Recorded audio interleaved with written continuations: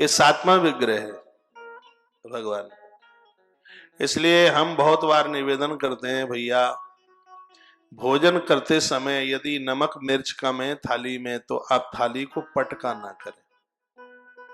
इतना क्रोध करते हैं, थाली ही पटक देते हैं। सूर्य भगवान को कितना कष्ट होता होगा, धरती माता को कितना कष्ट होता होगा।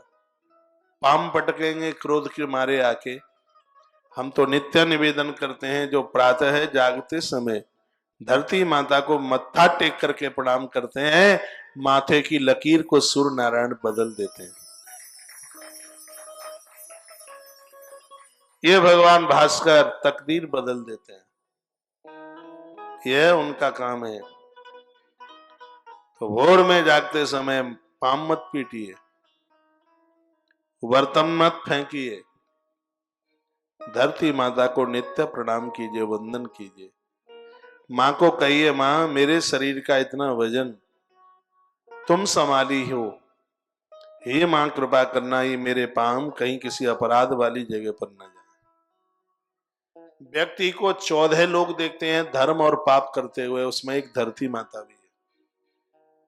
जिस समय ये व्यक्ति पूजा पाठ करता है, यज्ञ करता है, तो माँ मुस्कुराती है और कहती है कि मैं कृतकृत हो गई, मैंने एक ऐसे लाल को पैदा किया है जो देवताओं को संतुष्ट कर रहा है। हवन यज्ञ के माध्यम से धरती माता बहुत कृपा करती है।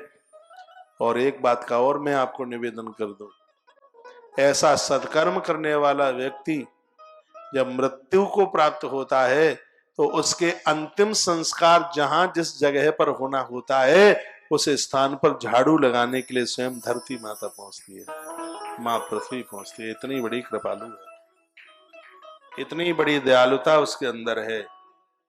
इस मां को प्रणाम कर किए बिना मत रहना। मेरे गुरु महाराज अपने प्रवचन में कहते हैं, मेरे महाराज जी कहते हैं, मेरे गुरु जी कहते हैं अपने प्रवचन में इस बात को, जो रोजाना बिस्तर छोड़ते समय धरती पर मत्था टेक करके धरती मां को प्रणाम करता है, कुबेर का खजाना खाली हो सकता है लेकिन आपके बटुए में कभी कमी नहीं आएगी, आपके काम कभी रुकेंगे नहीं। मां की कृपा से मां का वंदन कीजिए, मां को प्रणाम कीजिए। इस मां की कितनी बड़ी महिमा है धरती माता की।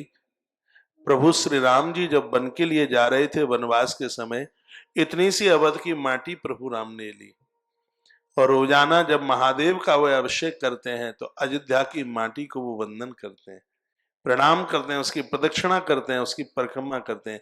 अयोध्या से राम क्या लेके गए? अयोध्या से राम सिर्फ मिट्टी का इतना बड़ा डेल लेकर के गए और इसके अलावा कुछ भी लेके नहीं गए। ये मातृभूमि से, राष्ट्रभूमि से स्नेह है, प्रेम है, प्रीति है। इस मां के लिए अपने आप को कुर्बान कर देना, यही तो जीवन है, ये जिंदगी है। हे मां धरा, हम तेरे ऋणी हैं, तूने हमारे वजन को संभाला है।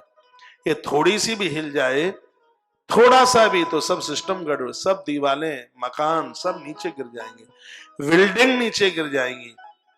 लेकिन ये हमें साधे बैठी हुई है, ये हमें संभाले हुई बैठी है। इस मां को वंदन कीजिए, प्रणाम कीजिए। और ये मां ही कहती है, जो मेरे अंदर व्याप्त होकर के जो मेरे अंदर व्याप्त होकर तुम्हें अन्न दे रहे हैं, वो भगवान सूर्य नारायण है। उन सूर्य को नित्य अर्घ देना। बड़ी सुंदर बात कही है, कहा कि जो लोग सूर्य को नित्य अर्घ देते हैं, धरती माता के ऋण से वो मुक्त हो जाते हैं, नहीं तो धरती माता के ऋण से मुक्ति ही ना मिले।